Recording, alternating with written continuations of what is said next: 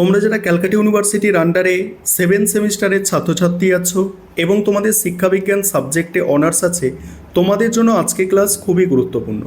আজকে ক্লাসে তোমাদের ডিএসসিসি 17 পেপারের 100% কমনযোগ্য সাজেশান এবং সিলেবাস নিয়ে আলোচনা করব। এর আগে তোমাদের আমি 16 পেপারের সাজেশান এবং সিলেবাস আলোচনা করেছি। আজকে তোমরা 17 পেপারের সাজেশান এবং সিলেবাস দেখে নাও। তোমাদের 7 সেমিস্টারে টোটাল অনার্সের 5টা পেপার আছে। পেপার কোডগুলো ডিএসসিসি 16 থেকে শুরু করে 20 পর্যন্ত আছে। এবারে 10 নম্বরের প্রশ্ন দেখো, প্রথমেই আছে ইউনিট 1। ইউনিট 1 থেকে দেখো, শান্তি শিক্ষা বলতে কী বোঝো, শান্তি শিক্ষার পরিধি ও লক্ষ্যগুলি আলোচনা করো। যেগুলো স্টার দিয়ে চিহ্নিত করা আছে এগুলো হচ্ছে অধিক গুরুত্বপূর্ণ প্রশ্ন। তারপরে শান্তি শিক্ষা প্রসারে শিক্ষকদের ভূমিকা বর্ণনা করো।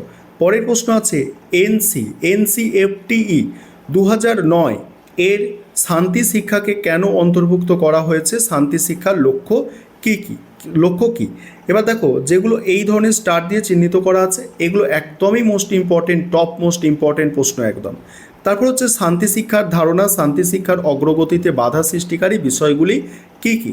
শান্তি শিক্ষার পরিধি ব্যক্ত করো এবং বিদ্যালয়ে পাঠ্যক্রমে এর গুরুত্ব আলোচনা করো। তারপরে ইউনিট টু দেখো, 10 নম্বরের প্রশ্ন, হিংসা সৃষ্টিকারী উপাদানগুলি কী। শান্তি শিক্ষার প্রচারে শিক্ষা প্রতিষ্ঠানের ভূমিকা সংক্ষেপে লেখো।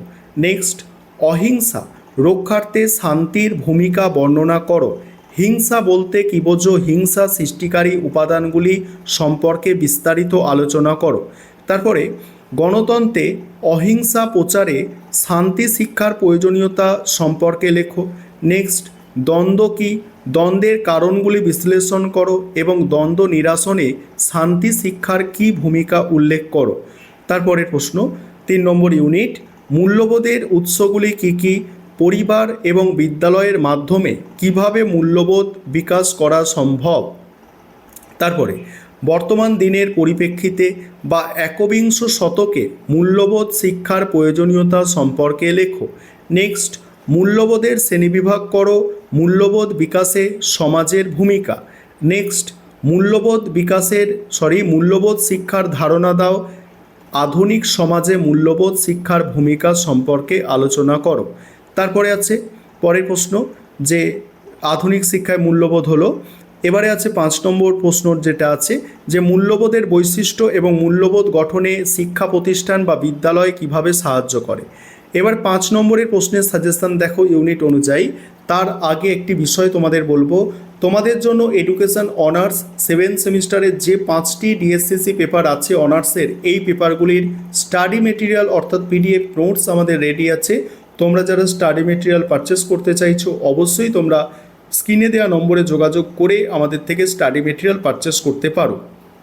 এবার 5 নম্বরের প্রশ্ন যেগুলো আছে দেখো, প্রথম প্রশ্ন আছে শান্তি শিক্ষার গুরুত্ব আলোচনা করো। তারপরের প্রশ্ন, শান্তি শিক্ষার প্রধান লক্ষ্যগুলি কী। পরের প্রশ্ন আছে এনসিএফটিই 2009 অনুযায়ী শান্তি শিক্ষার সুপারিশগুলি কী। তারপরে আছে শান্তি শিক্ষার ধারণার সংক্ষিপ্ত বিবরণ দাও।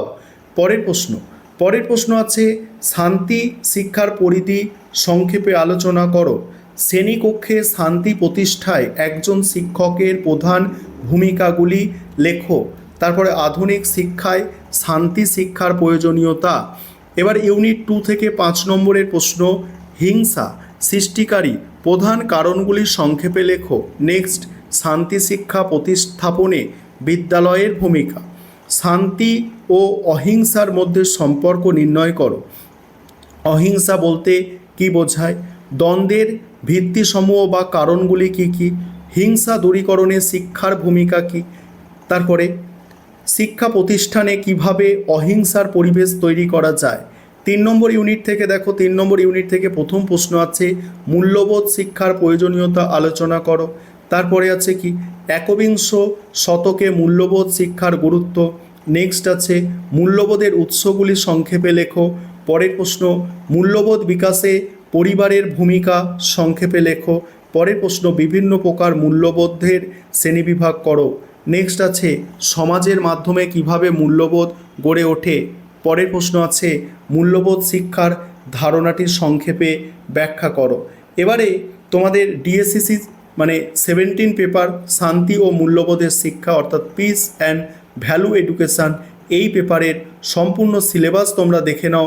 আমি দুটো ভাষায় সিলেবাসটা কিন্তু করে রেখেছি এখানে, দেখতে পাচ্ছ সুন্দর করে তোমাদের জন্য রেডি করা আছে। এবং তোমরা জানো যে আমাদের সাজেশান কতটা কার্যকরী হয়, এবং প্রথম থেকে তোমরা যদি ভালো করে পড়া স্টার্ট করো কোনো প্রবলেম হবে না, খুব ভালো নম্বর পেয়ে তোমাদের অনার্স ক্লিয়ার হবে।